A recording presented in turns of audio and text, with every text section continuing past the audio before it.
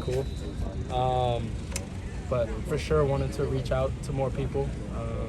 That is a cause of mine, reaching out. We kind of go by the underdog mentality for less fortunate or anyone that's getting bullied is kind of what we're reaching for, going after with the whole Caleb Cares and the Ag Council and all of that. So it was a really cool experience, and I can't wait till it all comes out.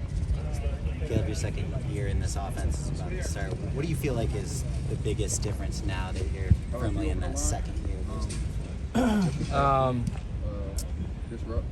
I can see things. I don't necessarily just have to worry about playing. I can see things better from the defensive side. I know exactly where everybody has to line up, exactly where they're going to be on our side. And so making sure we get the right runs into certain either blitzes or defenses or fronts.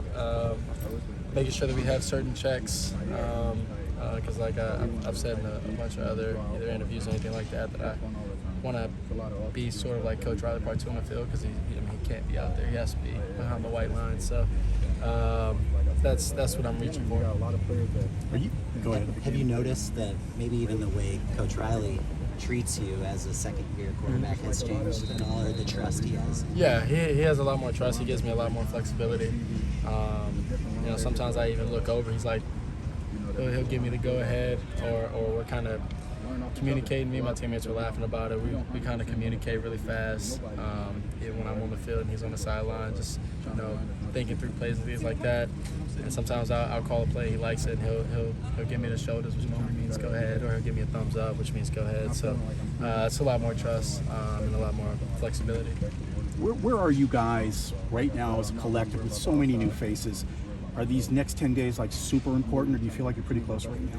No, every day we get, every second, every minute is very important to building what we want to be and what we're going to be. That is what we're still reaching towards. We have a lot of little small mess ups, which lead to big mess ups towards the end of the season.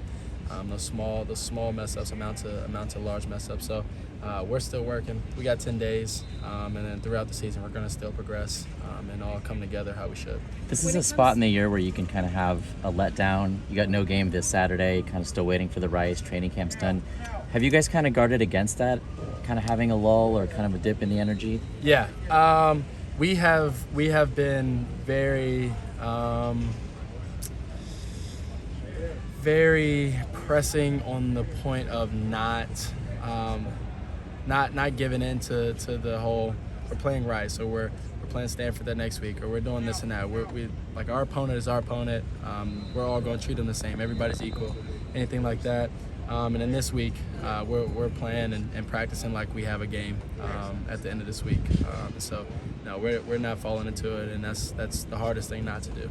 When it comes to developing chemistry with the receivers, obviously this is your second year kind of starting fresh with that. What's different doing that here with so many new faces compared to Oklahoma, where maybe it's guys that have been in the offense and the program a little bit longer?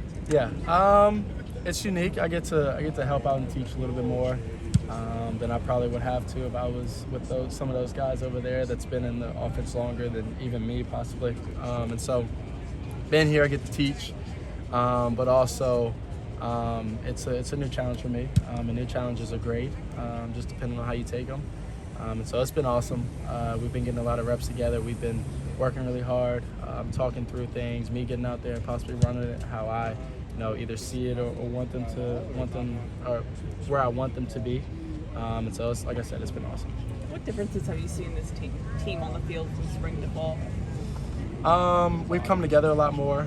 We've gone over our installs multiple times. We've ran thousands of plays, repped it thousands of times. So coming together on the football field, I think we've for sure done that a lot more than we were, or we're like that more than we were than in the spring. Coach Riley has talked about the ability to adapt this offense year by year just to the personnel. Yep. How have you seen, or how much maybe have you seen the offense change even from last year at Oklahoma when you had a lot different personnel? Coach Riley, he's a mastermind, so he has all the stuff up in his head, and I don't know where he puts it all.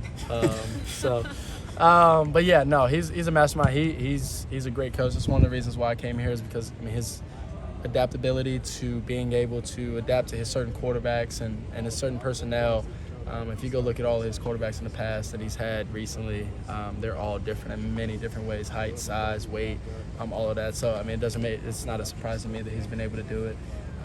So yeah. Let's do one more. How much of a problem is Gentry out there, just given his length and kind of what he can do from a quarterback window throwing point of view? Yeah, he's a big guy.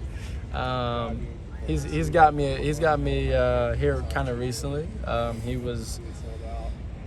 didn't think he was someone else. I didn't know the personnel exactly that was on the defense because they changed so much in practice. And so I didn't necessarily key him on a certain play, and he just reached up and grabbed it. He's difficult to get the ball over, and I'm glad we have him on our team.